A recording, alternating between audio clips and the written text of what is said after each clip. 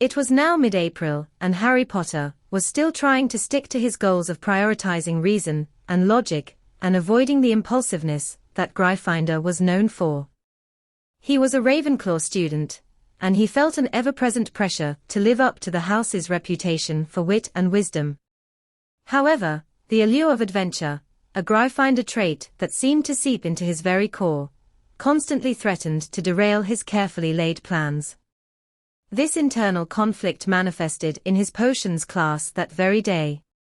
Professor Flitwick, perched precariously on a stack of books, was demonstrating a particularly complex truth serum, Veritaserum. Its shimmering, pearlescent essence swirled in the flask, and Harry couldn't help but lean forward, his curiosity ignited. He yearned to ask a question, to delve deeper into the potion's ability to unravel the most guarded secrets. But the memory of his recent outburst in Charms class, where his impulsive question about a confundus charm had accidentally caused Professor Flitwick to sprout a temporary beard, restrained him. He bit his lip, willing himself to stay silent and simply observe. The struggle felt every bit as challenging as any Quidditch match, the adrenaline of intellectual pursuit warring with the fear of another Gryffindor-esque blunder. A stolen glance around the classroom revealed a sea of attentive faces, some Ravenclaws scribbling furiously in their notes, others like Luna Lovegood, lost in a private world of contemplation. Harry sighed, a single, frustrated puff escaping his lips. Perhaps, he thought, there was a way to reconcile these seemingly opposing parts of himself. Maybe a Ravenclaw could be brave too, brave enough to ask the question, and use his newfound knowledge for good. At the same time, though, Harry was beginning to wonder if working with Professor Snape was a good idea. After all, the older man hated Harry's father, James, and he had been sure that Harry would turn out like him. Time and again, Harry was beginning to prove him wrong, but Snape's relentless barbs still stung.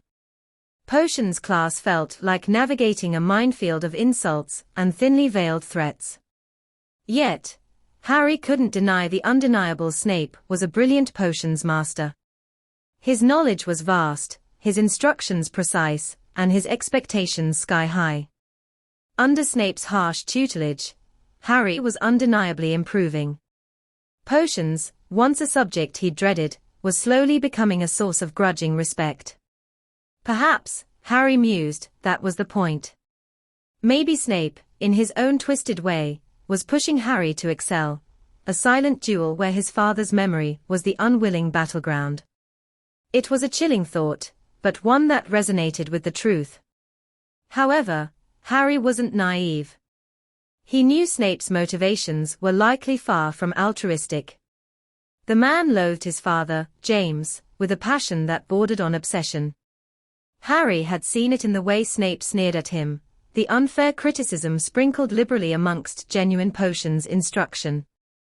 It felt like a constant test, Snape gauging whether Harry would succumb to recklessness, the very Gryffindor trait the potions master seemed to despise in him. But Harry wouldn't let Snape's personal vendetta derail his progress. He would master potions, not for Snape's approval, a notion as likely as sprouting a beard himself, as the Flitwick incident had amusingly proven, but for himself. There was a growing sense of accomplishment that bubbled beneath his churning emotions, a satisfaction in wielding ingredients and heat with precision, coaxing forth vibrant concoctions that shimmered with power. He would prove, to himself and maybe even to the perpetually scowling professor, that a Ravenclaw could not only be wise, but also remarkably resilient. He'd navigate this academic minefield, mastering potions not with reckless abandon, but with the measured focus and intellectual curiosity that truly defined his house. It might be a slow burn, a calculated simmer simmering beneath the surface, but Harry was determined to be the master of his own destiny, both in the classroom and beyond. The question of trust, however, remained a nagging ache. Could he ever truly trust Snape, a man shrouded in so much secrecy and bitterness? Harry yearned to believe there was more to the potions master than his perpetual scowl, a flicker of something resembling respect, perhaps even grudging admiration, hidden beneath the surface.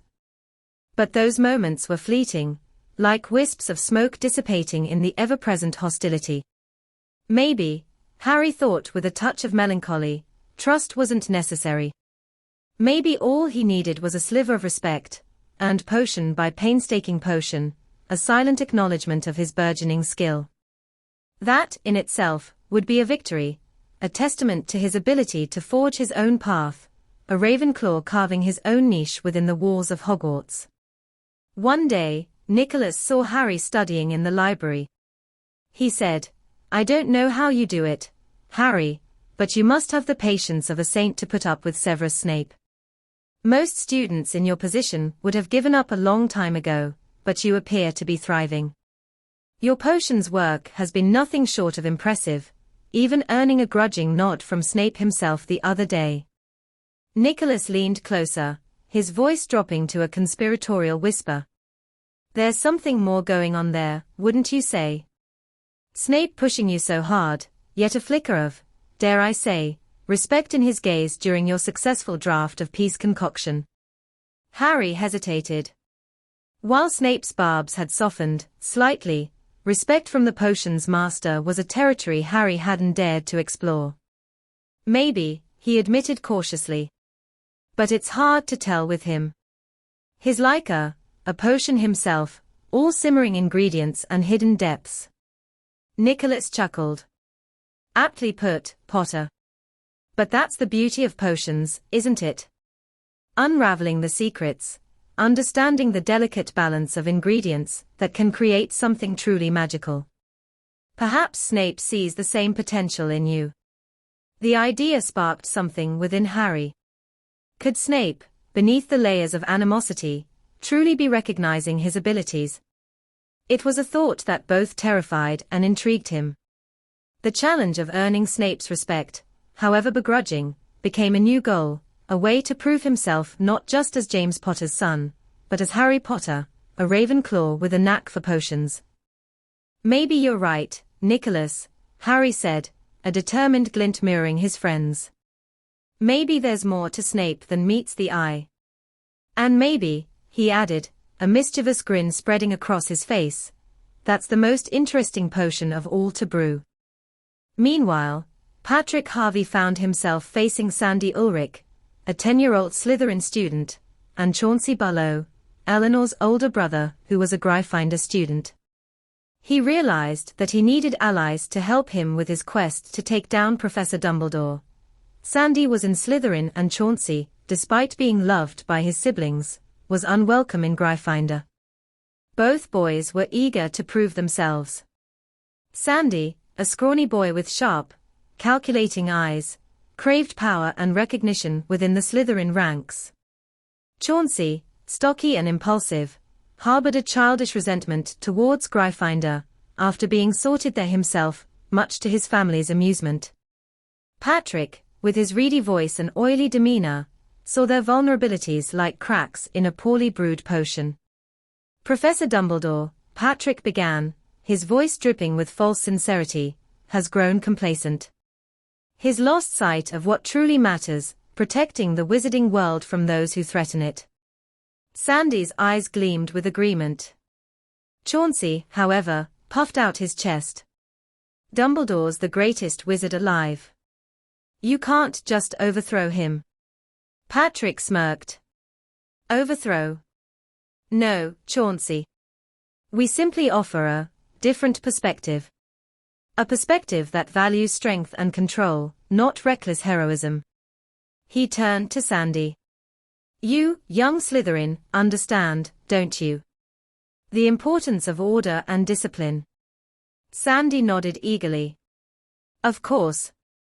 Gryffindors are all about glory and showing off, while Slytherins get things done."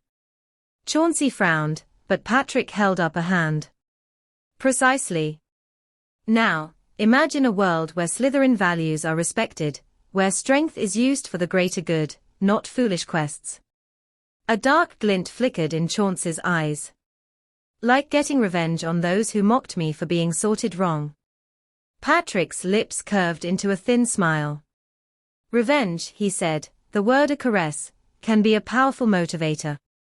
But imagine something bigger, Chauncey.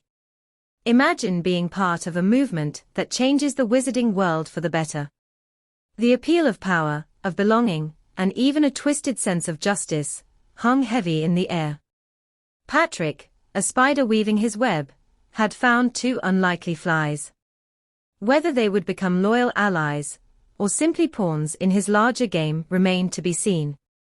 One thing was certain: the seeds of discord had been sown, and the halls of Hogwarts, usually abuzz with youthful energy, were about to face a different kind of challenge. At the same time, Agnes Parker, Harley Parkinton, and Agnes' friends Abigail Beaufort and Julian Olsen huddled around a crackling fire in the Gryffindor common room, their faces illuminated by the dancing flames. The air crackled with a tension that went beyond the usual pre-Quidditch match jitters. "Oh dear," Abigail said, her voice laced with a peculiar blend of amusement and concern. "Looks like our friend Patrick Harvey is heading down a rather dark path." Her brow furrowed, and she pushed her thick hair away from her face, peering at the dying embers as if seeking answers within the glowing coals. Agnes snorted. "Well, I know who we can all blame for Patrick going to the dark side, which is absolutely—" She paused, her voice dripping with sarcasm. "Dumbledore, of course. Because clearly, it's all Dumbledore's fault that Patrick couldn't handle being sorted into Gryffindor." Harley, a lanky boy with perpetually worried eyes, chimed in, "Maybe. But still, it's not right that Patrick's hanging out with that creepy Sandy and that Gryffindor reject, Chauncey." Julian, known for his sharp wit and even sharper tongue, snorted. "Gryffindor reject? Chauncey was sorted into Gryffindor, remember? He just doesn't quite fit the mold, which is quite a tragedy." "Exactly." Harley sputtered, his voice rising an octave. "I heard that he had always been causing trouble, just like Patrick used to before he, well, you know." He trailed off, the unspoken implication hanging heavy in the air. Agnes, ever the pragmatist, rolled her eyes. "Look, dwelling on what IFS won't help. We need a plan. Patrick's our friend, even if he's making some bad choices. We need to pull him back from the ledge before it's too late, before whatever dark influence is swirling around him swallows him whole."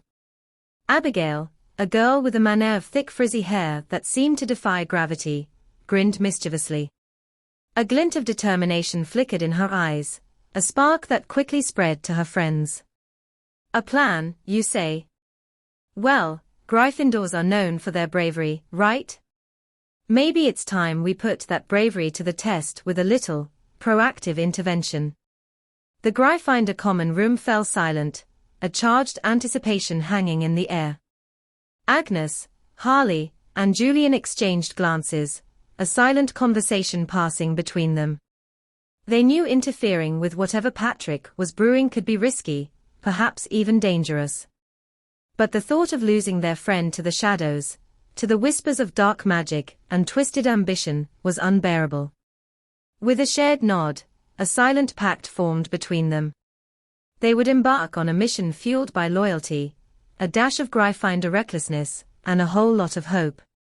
They would navigate the treacherous halls of Hogwarts, unravel Patrick's descent into darkness, and bring their friend back from the brink, no matter the cost. The night stretched before them, filled with uncertainty, but their resolve was firm. They were Gryffindors, after all, and Gryffindors didn't back down from a challenge, especially not when a friend was in need. Well, as for Patrick Harvey, his latest outburst had landed him in detention with Professor Snape. The potions master frowned when Professor McGonagall had told him about the circumstances leading to Patrick's outburst, saying, "Why does this not surprise me?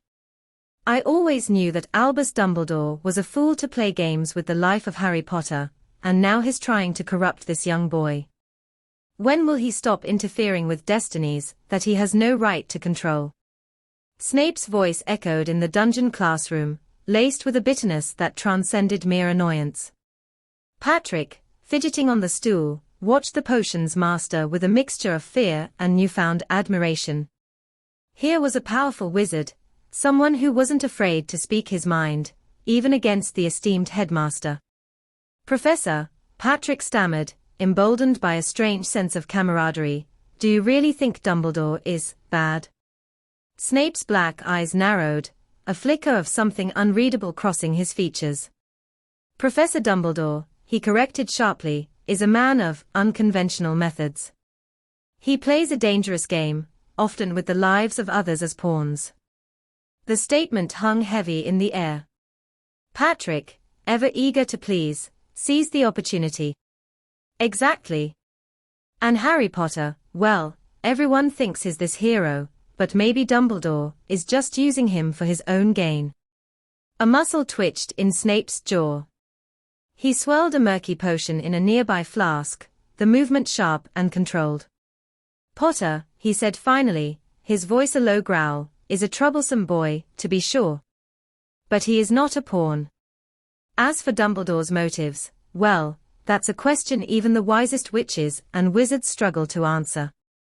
Patrick felt a flicker of disappointment.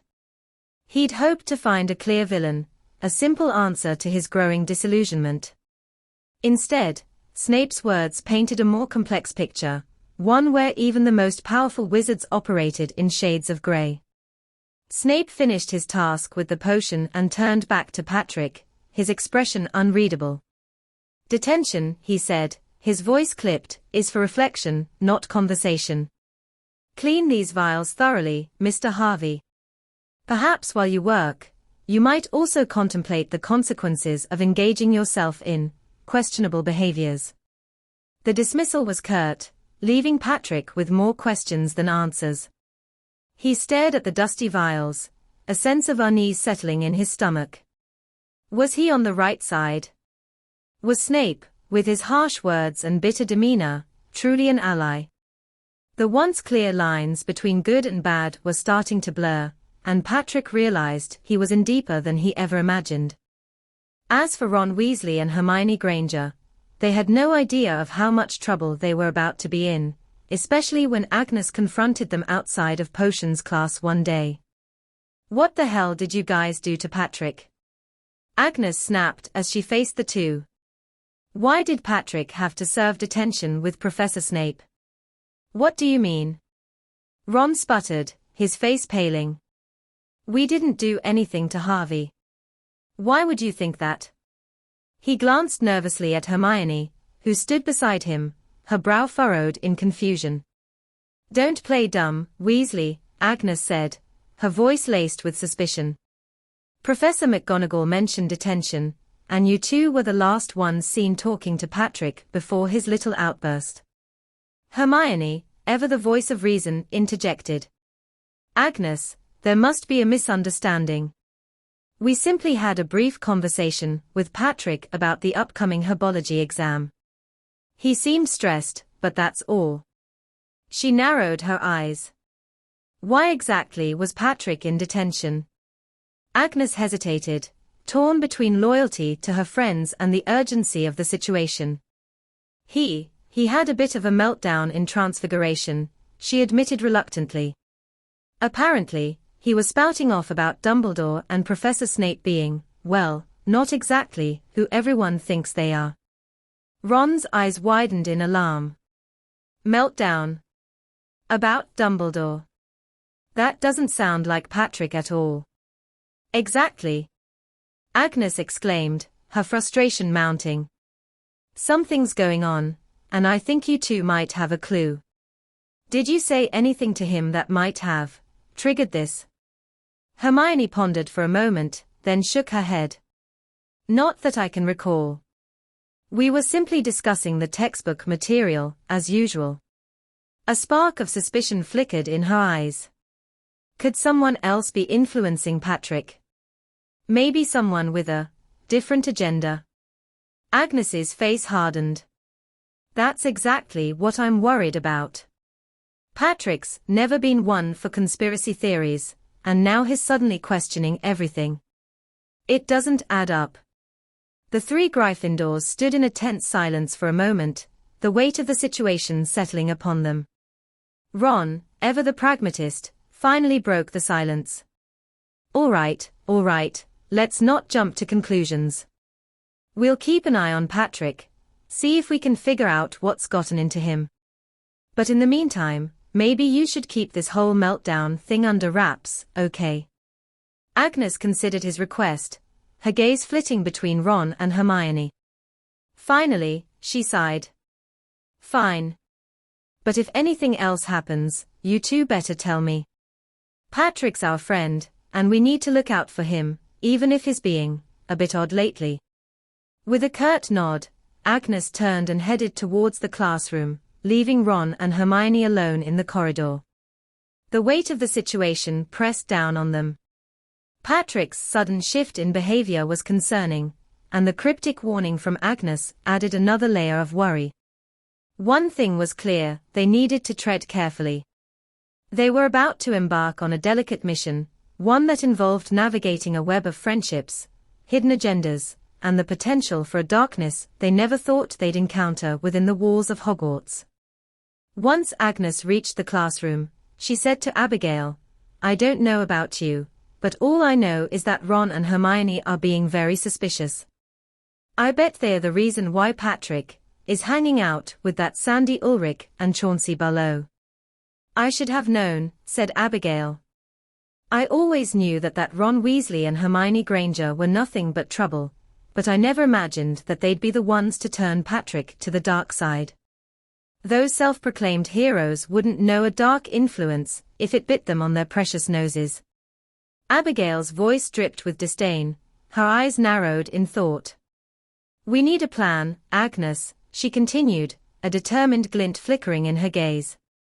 "We can't let Ron and Hermione sabotage our efforts to save Patrick. We need to find a way to expose their meddling before it's too late." Agnes chewed on her lip, her mind racing. "Maybe we could talk to Professor McGonagall," she suggested tentatively. "Explain about Patrick's strange behavior and how Ron and Hermione might be involved." Abigail snorted. "Professor McGonagall? Do you honestly think she'd believe us over the golden trio? We need something more concrete." A mischievous glint entered Agnes' eyes. "Concrete, huh? Well, then maybe we need to do a little investigating of our own. Find out exactly what Ron and Hermione are up to. Maybe they've dropped some clues, some whispers about their so-called plan to save Patrick." A slow smile spread across Abigail's face. "Now you're thinking, Agnes. We need to be one step ahead of them, to anticipate their moves. And who knows, maybe in the process, we'll uncover something even more sinister. Something that could expose them for the frauds they truly are." The two friends exchanged a determined look, a silent pact forming between them. They wouldn't let Ron and Hermione, or whatever forces were manipulating them, win. They would become shadows themselves, weaving through the halls of Hogwarts, piecing together the puzzle of Patrick's descent. The fate of their friend, and perhaps the future of Hogwarts itself, hung in the balance. Their mission was clear: to expose the truth, protect Patrick, and prove that even Gryffindors, with a dash of cunning and a sprinkle of Slytherin resourcefulness, could be formidable opponents.